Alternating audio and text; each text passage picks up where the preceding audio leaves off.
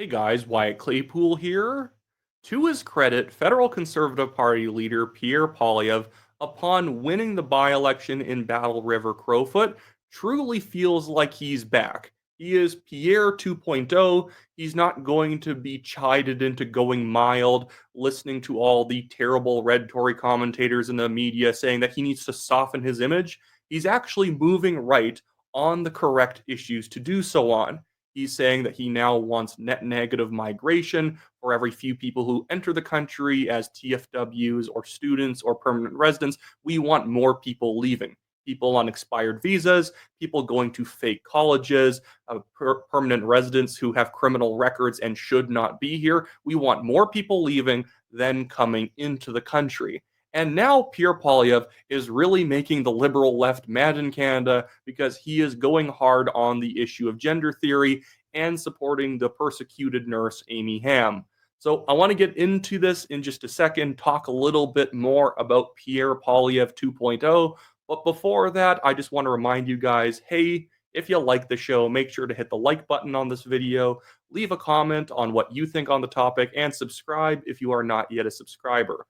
Later on this video, I actually do want to preview something that happened in British Columbia with the party I work for in the legislature, OneBC. We did something super cool today, and we are prosecuting terrorists that the government won't prosecute themselves, which sounds weird until I explain it later, because you can prosecute somebody as an individual in the province of British Columbia like you can in any other Canadian province. And it's one of these obscure laws that not a lot of people know about, but it is perfectly legitimate. But now let's get into this gender theory Amy Ham issue. So if you don't know Amy Ham, she is a nurse who basically, in saying that, men are men and women are women and that biological men should not be allowed into women's spaces, had her ability to practice medicine taken away from her by the BC Nurses College, the College of Physicians and Nurses, who have now fined her $93,000 basically to shut her up for winning the PR war on this issue.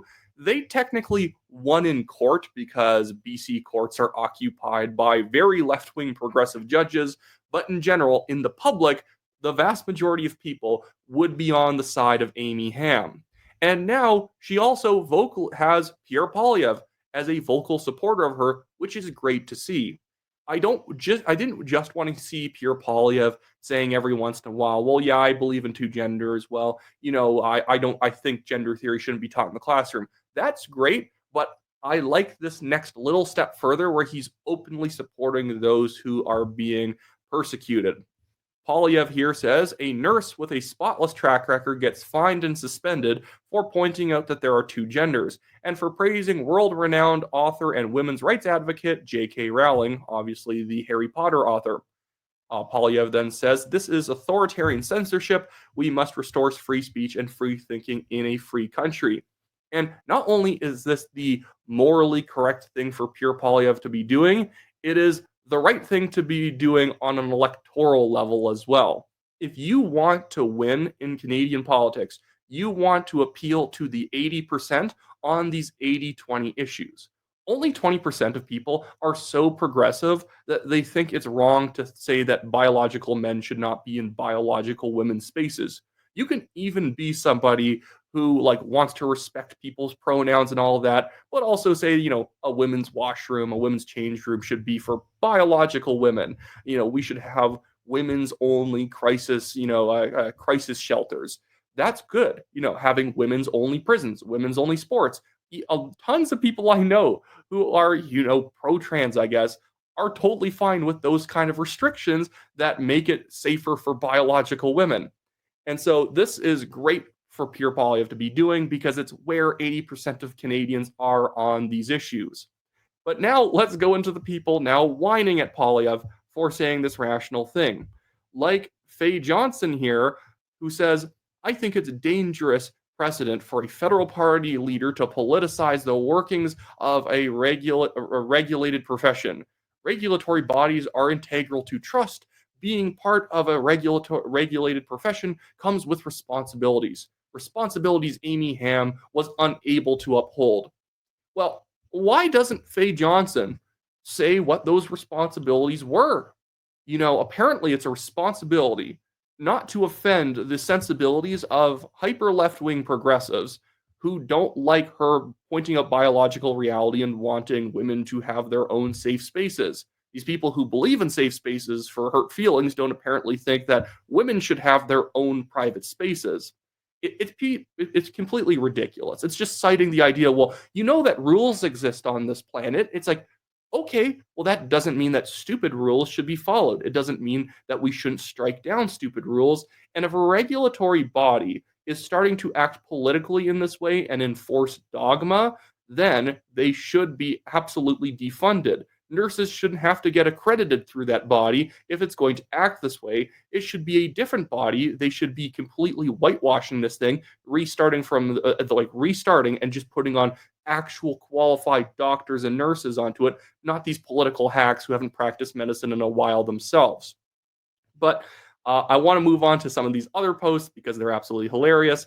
Oftentimes, what I have to do in order to bookmark some of these things is I have to bookmark somebody else's response to these people because they have me blocked. So I end up having to bookmark a tweet from somebody who isn't blocked by that person, quote tweeting them so I can still show it. So thank you to Brian Burgay, my friend out in Vancouver, for having responded to Rachel Gilmore so I was able to discover it in the first place. So in response to Pierre Poilievre making this very rational statement and supporting Amy Ham, Rachel Gilmore, our favorite resident job hopper in Canadian media, I don't think she's actually been able to hold down a journalism job, a media job for more than 5 months at this point. She's wildly incompetent. She had a fact-checking job at CTV News that lasted literally one episode because she doesn't know what she's talking about and is wildly biased to the far left, like a full-on terror supporter. And Rachel Gilmore here says, pure transphobia should be disqualifying from a politician. How can former advocates for trans rights like Michelle Rempel abide by this from their leader? Oh my goodness, as if Rachel Gilmore has the political clout to try and shame Michelle Rempel into condemning Pierre Poilievre. It's not going to happen. The far left on this particular issue have lost so hard. There is a reason why there is gay organizations that call themselves LGB, and that's it, because they don't want to have anything to do with all the trans activists who annoy them like they annoy everybody else. But overall, this has been fantastic for Pierre Poilievre. And there are so many people who are mad that he's now back in office and that he didn't get tripped up in Battle River. He had effectively the exact same showing as Damien Couric had. He got 80.4%. I think Damien Couric got like 82.6%. It's effectively the same outcome. It's a by-election. By-elections tend to have more wonky turnouts. This one actually was pretty high turnout, but in the fact 2% is nothing. It's no difference. If you run the same election on different days, depending on it's rainy or it's super hot outside, you're going to get different turnouts from different types of people.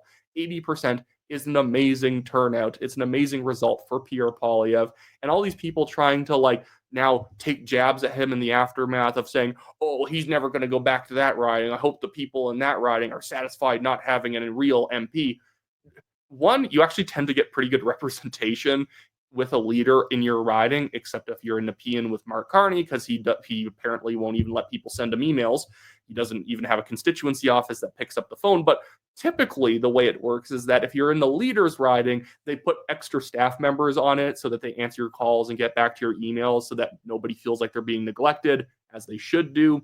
But you have all these people now trying to attack Poilievre or just stuff that's so tired. Okay, Pierre Poilievre doesn't like the EV mandate, doesn't like what is effectively a gas and diesel car ban that's being slowly introduced. And this Adder Canada guy, who is a deeply uninteresting cartoonist, put out this cartoon of Poilievre pointing to a board that says electric vehicles bad, and he says, this is our plan for winning back Canadians, with a forest burning in the background, because apparently, unless we all switch to electric cars, forests will burn, even though EV cars take more emissions in order to build, and those electricity that they use have to come from somewhere, and goodness, it's not going to come from solar and wind. You can't build an economy on solar and wind. And again, it says electric vehicles bad, as if Poilievre is against people making their own decisions and purchasing an EV. He doesn't want you to be forced to purchase an EV. And we have our other favorite, one of our favorite unhinged people on YouTube, Laura Babcock, saying Poilievre's conservatives have no new ideas. Pierre couldn't even finish as well in BRC as the guy whose seat he took. Forget writing on the chalkboard, the writing's on the wall. And I don't even know what that chalkboard thing was. I guess there's a chalkboard in the cartoon. I don't know what she's trying to get at, like what kind of effect she's trying to have by saying that. But yeah, he got 2% less than Damien Kirk in Battle River Crowfoot. A cataclysm, a political cataclysm that he didn't do better.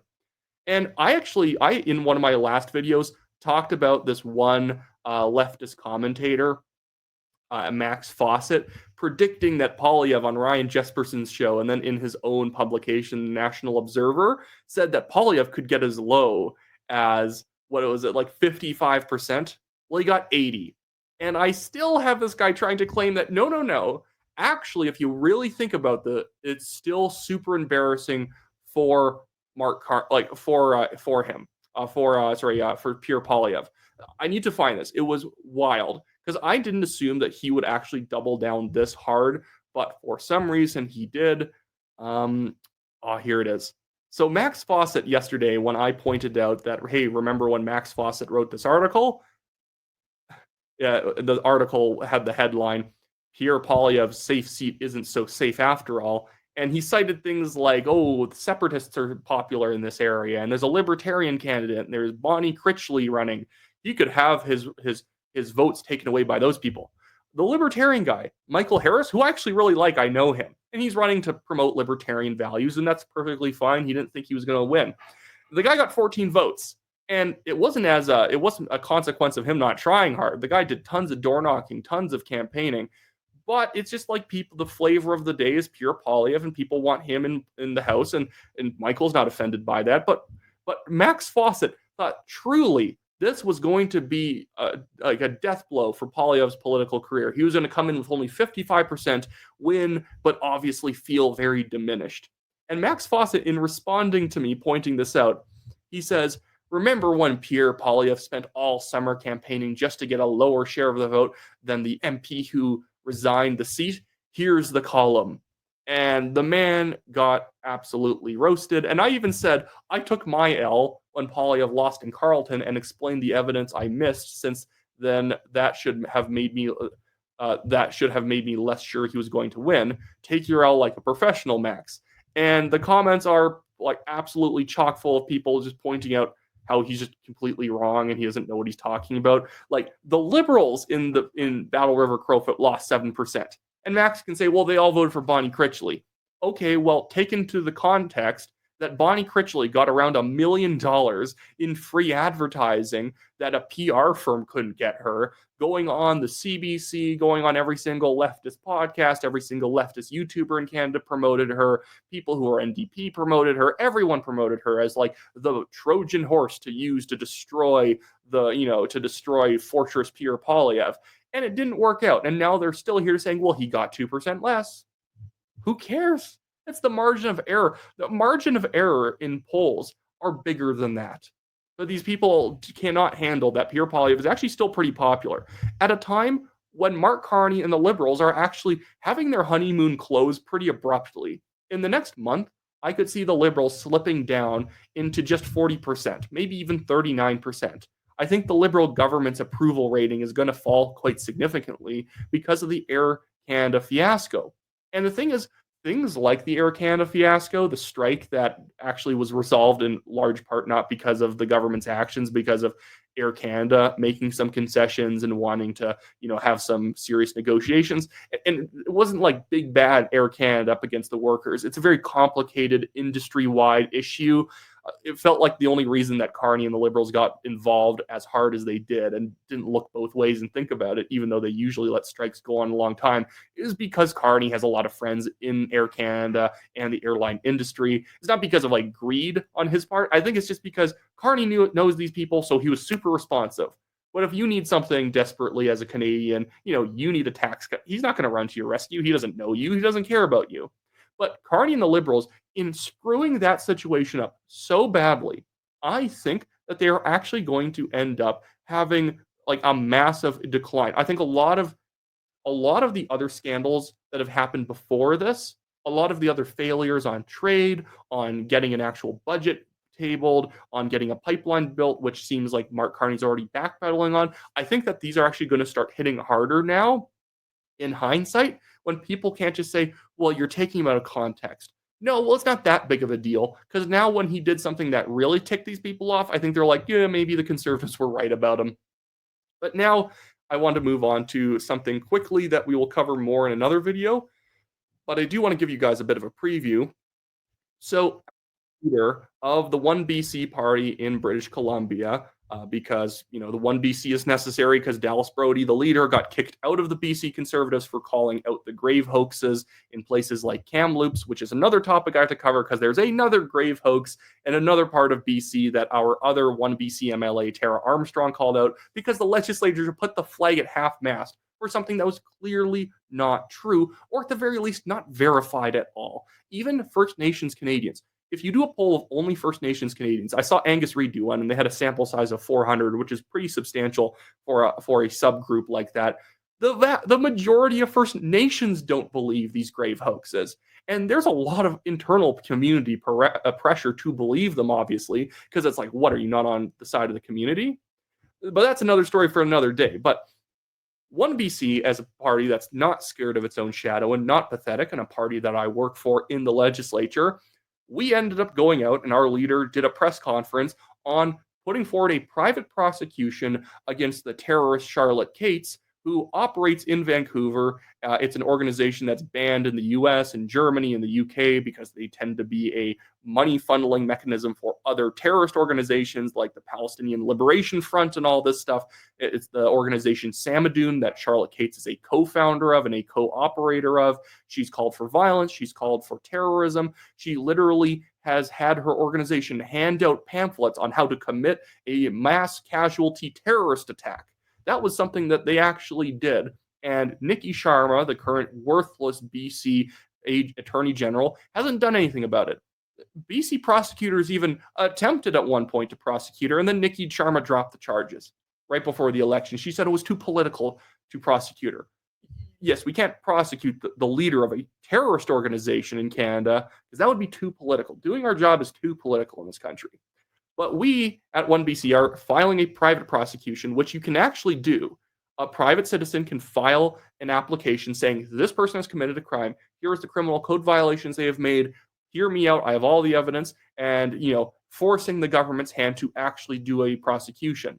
So here was leader Dallas Brody outside of the Vancouver District Courthouse, the provincial courthouse, with a bunch of crazy Hamas protesters trying to out yell her outside of it while she delivered her speech.